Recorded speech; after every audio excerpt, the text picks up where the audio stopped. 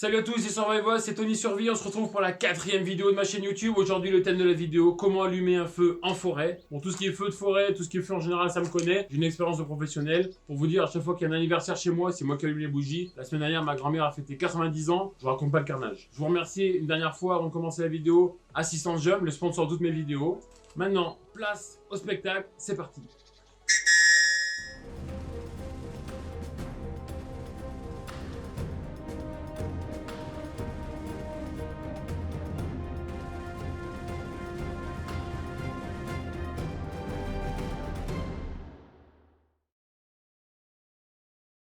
Ok les Survivors, avant de commencer à vous expliquer comment allumer un feu, on va parler consignes sécurité, c'est très important. On est actuellement en période de sécheresse, c'est quasiment interdit partout de faire un feu en forêt. Si vous avez des questions, renseignez-vous avec les gardes forestiers de votre coin, ils vous expliqueront ce que vous pouvez et ne pouvez pas faire. Là par exemple, dans une forêt très sèche, c'est interdit de faire un feu, donc moi je vais en faire un parce que je suis un professionnel. Vous ne le faites pas. Les différentes façons d'allumer un feu, la plus basique c'est celle du campeur, d'accord? Classique. Ensuite vous avez les scouts, petites allumettes. Tout ça, c'est de l'amateurisme. Moi, je vous parle de professionnalisme. Le professionnalisme, c'est à l'ancienne.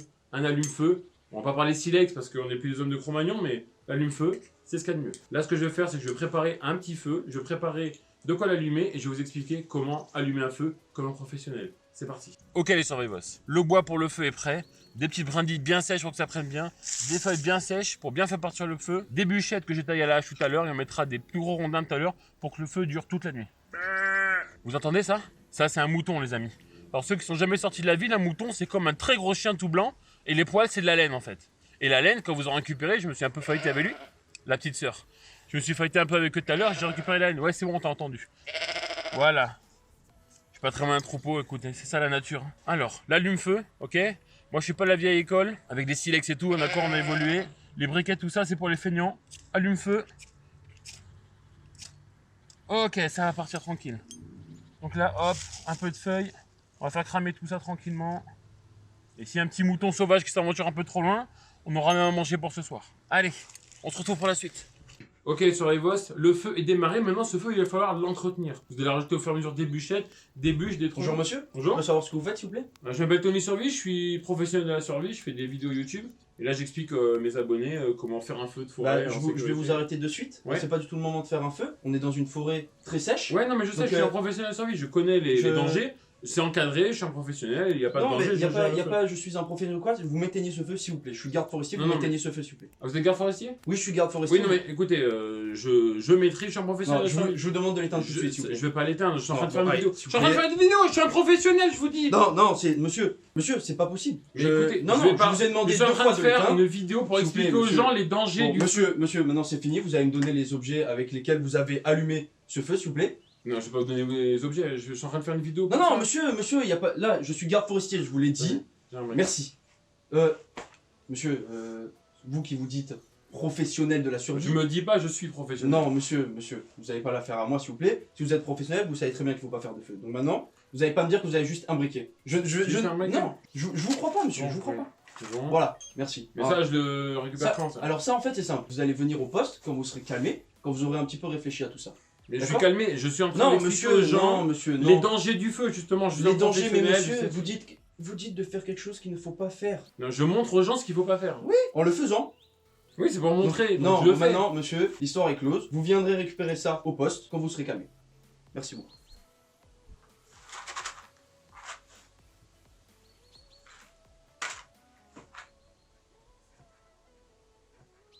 Bon, les Survivors, il m'a saoulé le garde champêtre. Tranquille, et il vient embêter ma vidéo là. Bon, je vais appeler l'assistance Jump, peut-être qu'ils vont trouver une solution, parce que là, moi, j'ai plus rien. Hein. Plus bosser, plus de matos. Assistance Jump, bonjour. Oui, bonjour, c'est Tony Survie. J'ai trop les nerfs là. Ah, monsieur Tony Survie. Vous avez l'air en colère, qu'est-ce qui se Non, je passe? suis pas en colère, j'ai trop les nerfs. Je suis en train de faire une vidéo tranquille en forêt pour expliquer à mes Survivors comment faire un feu en forêt en toute sécurité. Et il y a un garde champêtre forestier, je sais pas quoi, qui vient m'expliquer que je peux pas faire un feu sous prétexte que c'est la sécheresse. Mais c'est son travail de faire en sorte que tout se passe bien dans la forêt. Mais c'est pas parce que c'est son travail qu'il connaît mieux la forêt que moi. Oui, nous savons que vous êtes un spécialiste. Mais Tony Survie, vous n'auriez pas un petit problème avec l'autorité? D'ailleurs, ça me fait penser. un des endroits qui peut être un havre de paix quand tout change autour de nous, c'est la famille. Seulement, en grandissant, une des choses qui change, c'est les relations qu'on a dans la famille, notamment avec nos parents. Et c'est normal. L'adolescence, c'est une période où notre rapport à l'autorité est un peu particulier. Et peut-être que par moment, tu as juste l'impression que tes parents sont là pour t'empêcher de vivre. Je dis tes parents, mais peut-être que c'est avec une autre forme d'autorité que tu as un problème. Le problème, c'est qu'un des réflexes qu'on a quand les émotions montent et que quelque chose nous agace dans la famille ou ailleurs, c'est qu'on va manquer de respect à l'autorité qui est en face de nous, on va répondre, etc. Et ça a quasiment jamais de bonnes conséquences. En fait, ça n'a jamais de bonnes conséquences. Et ce que j'aimerais te dire aujourd'hui, c'est que quelle que soit l'attitude qui t'agace en face, quand les émotions montent, tu as le choix de ta façon d'agir. Comment toi tu agis, c'est ta part. Et si je te parle de tout ça, c'est parce que cette question de l'autorité, en fait, c'est beaucoup plus profond que juste obéir ou non à une règle ou obéir ou non à quelqu'un. En fait, quand on réfléchit à cette question de l'autorité et le rapport qu'on y a, c'est directement lié à est-ce que tu es capable de faire confiance à quelqu'un? Ce que tu vis dans les relations dans ta famille aujourd'hui, avec tes parents, avec tes frères et sœurs, ça t'entraîne, ça te forme pour les relations que tu auras plus tard. Dans ton travail, dans ta famille, dans ton mariage plus tard ou avec les futurs enfants que tu auras peut-être. Et un conseil que Dieu nous donne, c'est d'avoir de l'humilité dans notre relation avec les autres. Et aussi dans les relations avec les autorités autour de nous. Dans la Bible, le texte qui nous parle de Dieu et où Dieu nous parle, il y a un texte qui a été écrit par Pierre. Pierre, c'est un homme qui a vécu avec Jésus lorsqu'il était sur terre. Il l'a vu faire plein de choses, il a vécu avec lui, c'était un ami proche. Et donc quand Jésus est reparti au ciel, Pierre c'est une des personnes qui a été un responsable dans la toute première église. L'église c'est l'ensemble des personnes qui sont les chrétiens, ces gens qui croient que Jésus est mort pour leurs péchés et qui ont décidé de le suivre. Et donc dans cette première église, ces petits groupements de gens qui croyaient en Jésus et qui se retrouvaient pour vivre ensemble, pour prier ensemble, pour s'entraider, s'encourager, etc. Pierre va écrire une lettre à un groupe de personnes pour leur donner des conseils dans les relations qu'ils peuvent vivre les uns avec les autres. Et voilà ce qu'il va dire. Vous de même, jeunes gens, soumettez-vous aux responsables de l'église. Et vous tous, dans vos relations mutuelles, revêtez-vous d'humilité. Car l'écriture déclare: Dieu s'oppose aux orgueilleux, mais il accorde sa grâce aux humbles. Pierre, dans ce texte-là, il parle de ce principe de l'humilité dans les relations dans l'Église. Mais en fait, c'est un principe qu'on peut prendre dans toutes les relations. Et d'ailleurs, c'est un principe qu'on retrouve à d'autres endroits dans la Bible, dans d'autres types de relations. Et dans sa lettre, Pierre parle des relations dans la famille. Et juste avant ce texte, il parle des responsables de l'Église aussi, et de l'humilité qu'ils doivent avoir envers les autres. Et là, il parle aux plus jeunes. Et il leur demande d'avoir de l'humilité, de respecter les gens qui ont une autorité au-dessus d'eux. Et c'est vrai que c'est un sacré défi. C'est pas facile quand on n'est pas d'accord avec nos parents ou avec un professeur, etc.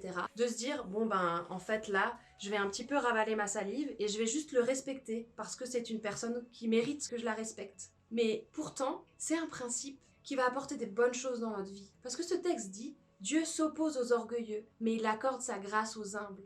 Si tu choisis de t'accrocher à ce que tu penses qui est juste et ne penser qu'à toi d'abord tout le temps, à un moment donné, tu vas te prendre un mur. Mais si à certains moments, tu te dis, je vais essayer peut-être de arrêter de râler ou expliquer que je suis pas forcément d'accord, mais avec douceur plutôt que en criant, ou peut-être à certains moments de me dire, je comprends pas tout ce qui se passe, mais je vais faire confiance à cette personne qui me demande ça parce que je sais qu'elle veut mon bien. Donc je vais lui obéir même si je comprends pas forcément pourquoi je dois faire ça maintenant tout de suite. Ça, c'est le défi de vivre l'humilité au quotidien.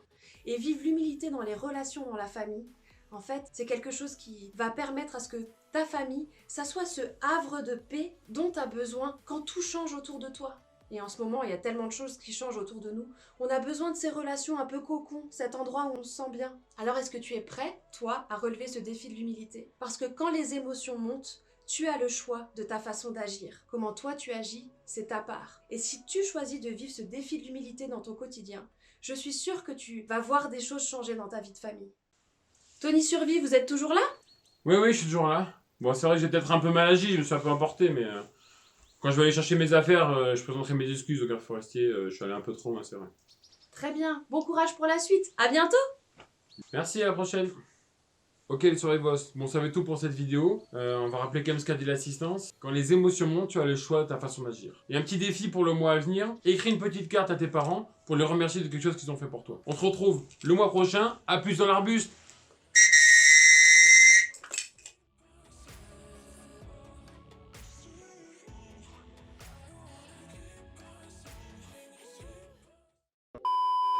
Et maintenant, c'est parti. Il est pas parti. Vous avez la fameuse technique des campeurs, dite au briquet. C'était parfait. C'est encadré, Je vous explique. je sais, je j'ai vous un peu. explique. J'allume les. Je vous explique. J'allume les C'est- bougies. il faut que je laisse. Genre des bûchettes, quoi, il faudra se lever la nuit. Le mec il arrive, je crois qu'il veut faire un câlin. L'entretenir rajouter du bois.